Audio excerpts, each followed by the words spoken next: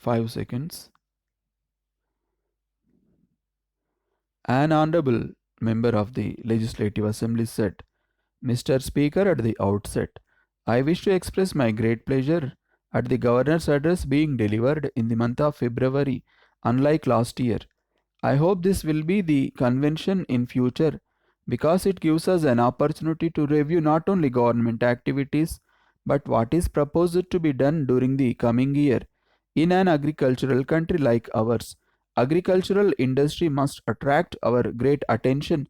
Whatever be our population, food has got to be produced. We have to intensify agricultural operations so that on every acre of land we can grow much more than what we are doing today. Production per acre in our country is much lower than in other countries. By adopting scientific methods of agriculture and by using improved strains of seeds and better manure, I think it is quite possible to increase production. I wish that production committees were to be formed in every village, which could improve agriculture by demonstration, by running farms, and by other means.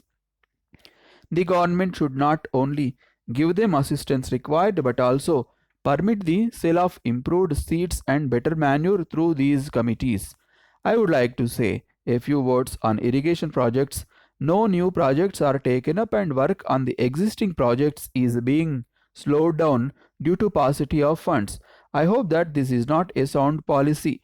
The economy of the state can be developed by completing the projects but not by slowing down the projects.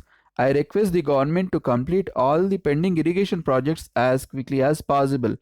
By borrowing the required money, the funds borrowed for a specific purpose should be utilized for that purpose only, and that purpose should be fulfilled as quickly as possible. Reference has been made in the governor's address to one very important aspect of government's policy in regard to the industrialization of our state. All governments, including the central government, have been talking a great deal about industrialization, both in the central sector and the state sector, and about heavy industries, medium industries, small scale industries, and rural industries. Very many schemes have been outlined in the recent past, and now we see the establishment of district industrial centers. It is meant to certainly encourage private enterprise, and the state government displayed great zeal in establishing the same at record speed. I am referring to this because in the recent past there has been slackening in the pace of industrialization. This is due to the climate that seems to exist in our country.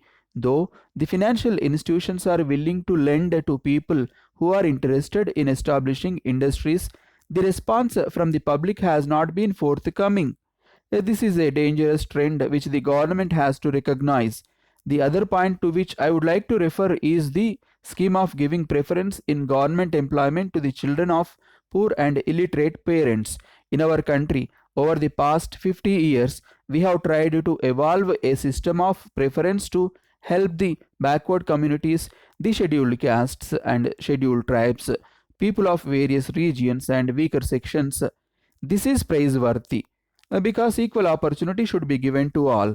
I would, however, like to plead that when government say that children of poor and illiterate parents will be given preference in government employment, then the persons who are literate may declare themselves as illiterate so that their sons and daughters may get jobs.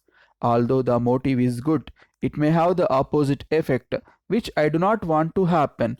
While some preference may be given to certain areas which are really backward in recruitment to government jobs, but I would request the government to have a further study of this scheme so that it may not have certain side effects which would defeat the very policies for which the government is striving in a different direction.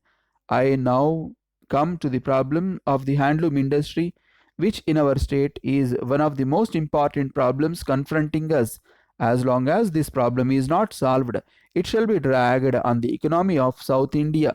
There was a time when the handloom industry did not face this problem because then they used to be hand weaving side by side with hand spinning. All weavers who spun their own yarn wove it into cloth, and there was some more adjustment.